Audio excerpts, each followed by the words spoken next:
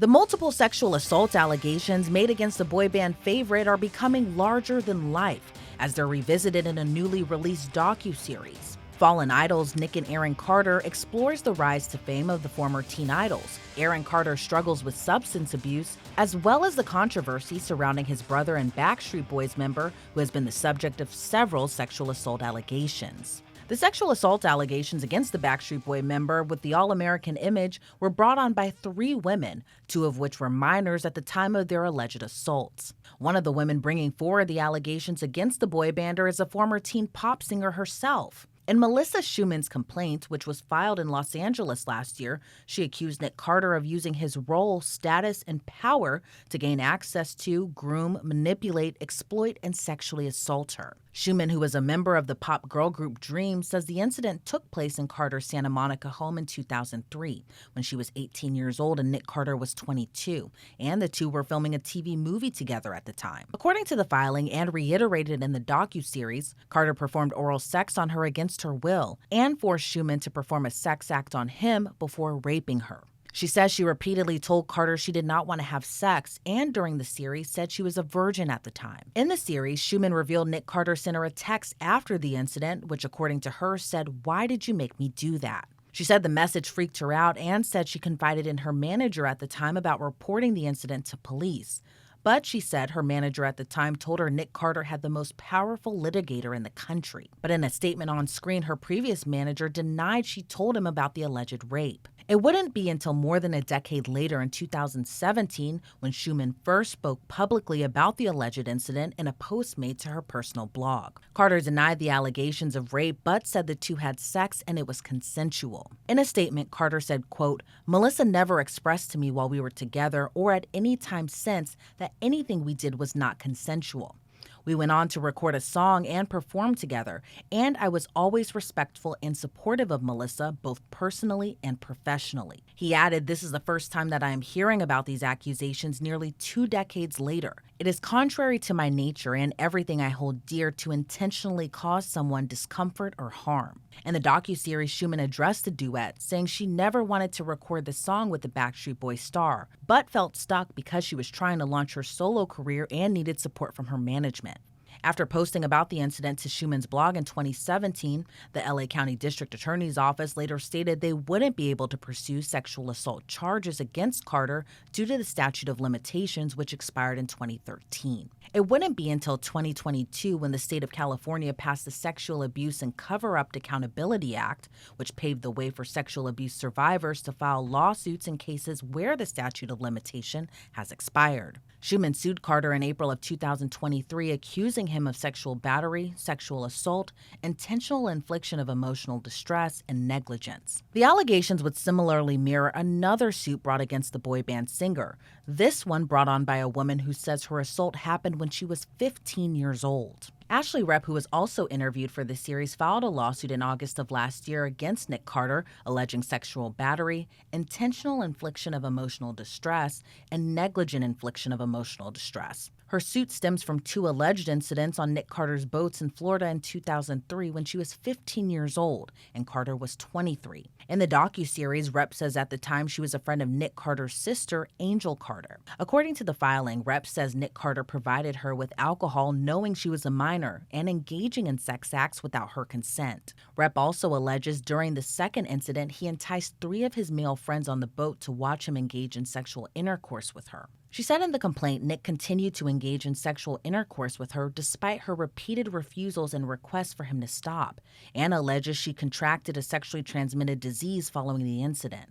Then there's Shannon Ruth, who appeared in the last episode of Fallen Idols. She alleged Carter raped her in 2001 when she was 17 years old. Ruth alleges she was invited to the Backstreet Boys tour bus following a concert in Washington after she was standing in line for an autograph. In the filing, she alleges Carter offered her a red-colored drink he called the VIP juice, which she now believes to be a mix of alcohol and cranberry juice, and gave it to her to drink even though she was underage. She claims the singer then ordered her to perform oral sex on him, and claims Carter took her to a bed on the tour bus where he allegedly continued to sexually assault her even though she was a virgin at the time. Like Rep's filing, Ruth claims after the alleged incident she contracted a sexually transmitted infection after. Carter vehemently denies the allegations against him, as his lawyers have slammed the suits, saying the claims are not only legally meritless, but also entirely untrue, paving the way for Nick Carter to file his own countersuits against his accusers.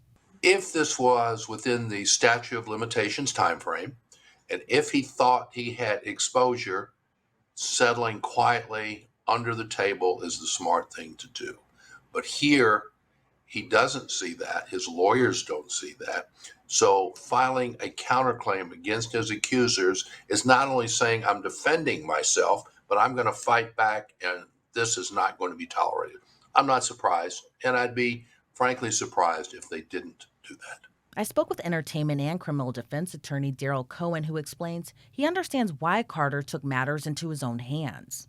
If there's more out there, a la Harvey Weinstein, wouldn't you want to settle it quietly out from the legs of the press and hope that whoever was out there that might still be lurking in the wings doesn't do this? But here, he is obviously convinced, or his lawyers are convinced that he's convinced. There's nothing else out there. So don't get mad, get even. And he's trying to get even. And Carter would get even by filing counterclaims against Schumann, Rep, and Ruth. According to Carter's countersuit filed in January of this year, his lawyers accused the women of taking advantage of the Me Too movement. Carter's attorneys claim the women conspired to harass, defame, and extort Nick Carter. According to the filing, Schumann and her father, who was also named in the countersuit, were all too eager to welcome a groveling Ruth and an opportunistic Rep, whose name in the filing is listed as AR, into their scheme.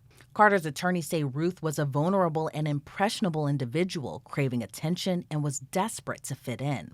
Carter claimed it was factually impossible for him to have assaulted Ruth and provided evidence disputing her claim, saying the autograph line didn't exist. And a friend of the band would testify she personally observed Nick Carter exit the venue, board the tour bus, and immediately drive away. The countersuit says Schumann and her father groomed and coached Ruth, as both waited decades to report their claims of assault. When they finally did report it, thorough and independent investigations were conducted in both cases and resulted in charges not being filed against Nick Carter.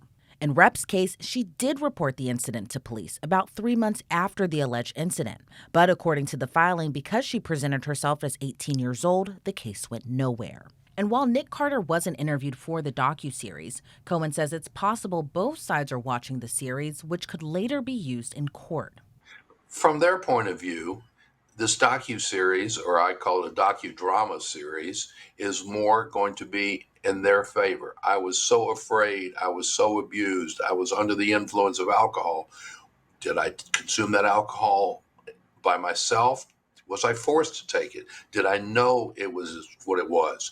And from Nick Carter's view, depending again on what the allegations are, especially in regard to the docuseries, docudramas, what is it I need to do to defend myself?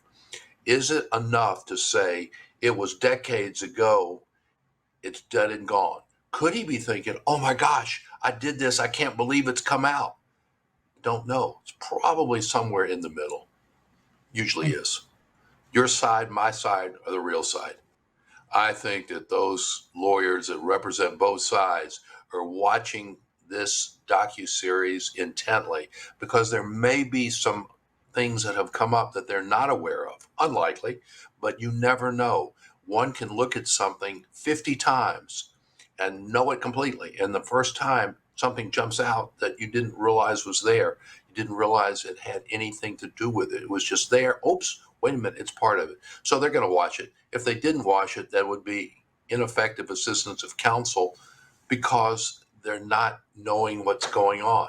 Even to look at it and to say it's much ado about nothing, or to say it's a much ado about a lot, both sides need to look at it.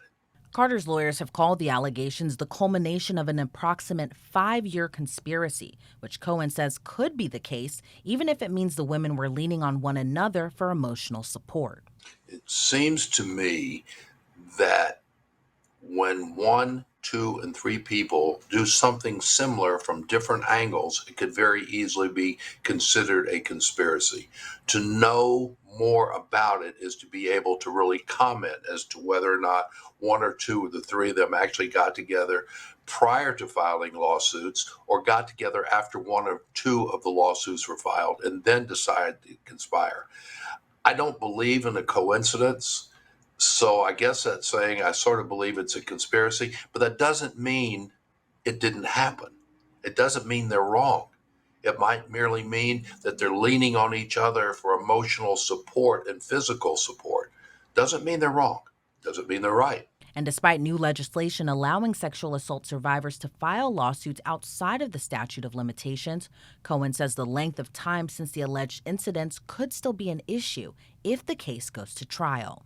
But I also think that 23 years later, 22 years later is a long time for someone to get brave enough to do this. And I understand I can't, as a man, completely understand what's in a woman's mind because I'll never be a woman.